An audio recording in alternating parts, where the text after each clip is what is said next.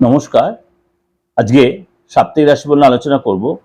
অর্থাৎ মার্চ মাসে একদম এন্ড 30 মার্চ টু এপ্রিল মাসের ফার্স্ট উইক অর্থাৎ 5 এপ্রিল, 30 মার্চ টু 5 এপ্রিল সারাটা সপ্তাহ কেমন যাবে।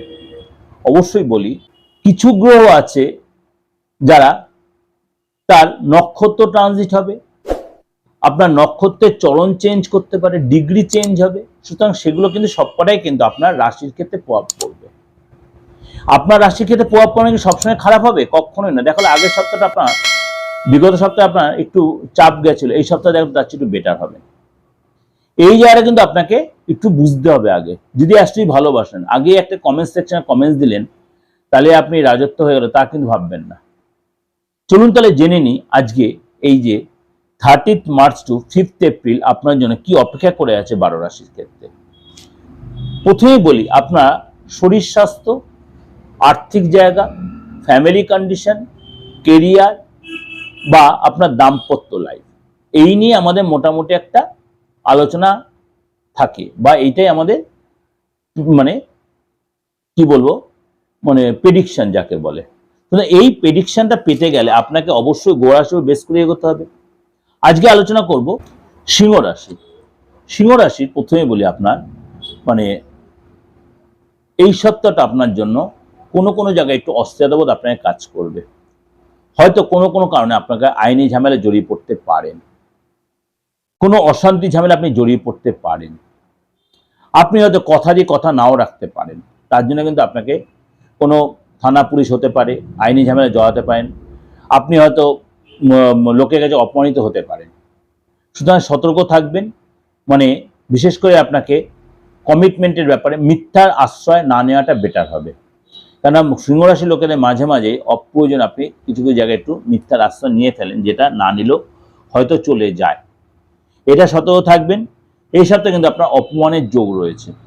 ব্যবসা যারা করছেন, ব্যবসার জন্য কিন্তু এই সপ্তাহটা আপনার মোটামুটি ঠিকঠাকই চলবে, অর্থ আসবে ঠিকই, কিন্তু কোনো 2 নম্বরই কোনো কাজের সাথে আপনি জড়িয়ে পড়তে পারেন।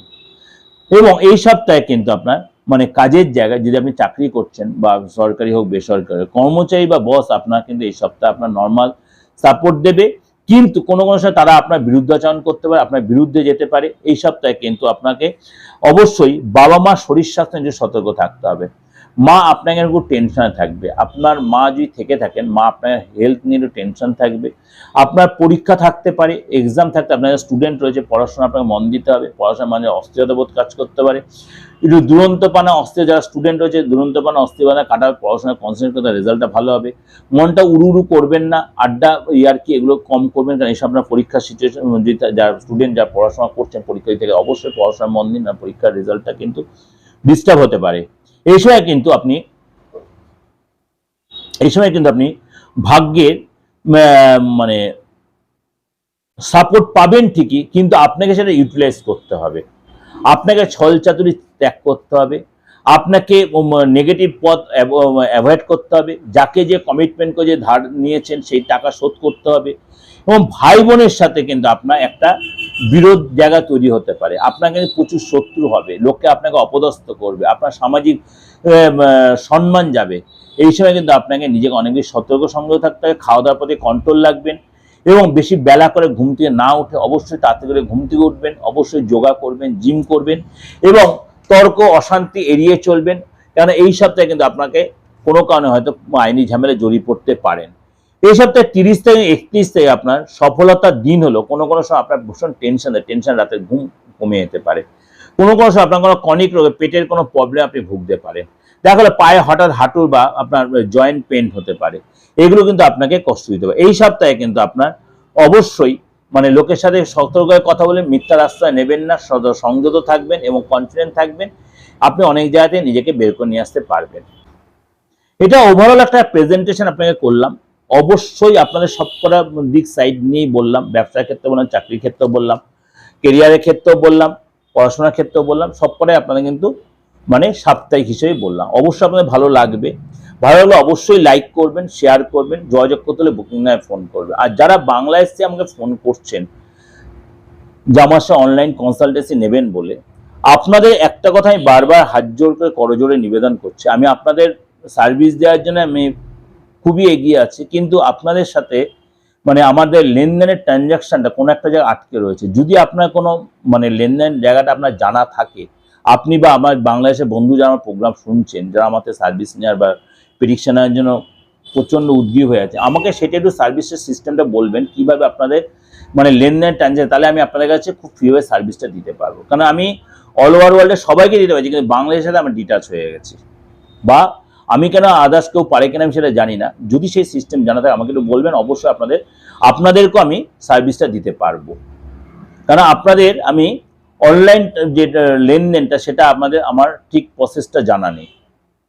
এটা আমি একদম মিডিয়াতে বসে আপনাদের বললাম, কারণ প্রত্যেকদিন আমাকে 12 জন 14 জন 15 জন এরকম মেসেজ করে, দাদা আপনার থেকে আমি অনলাইন প্রেডিকশন নেব।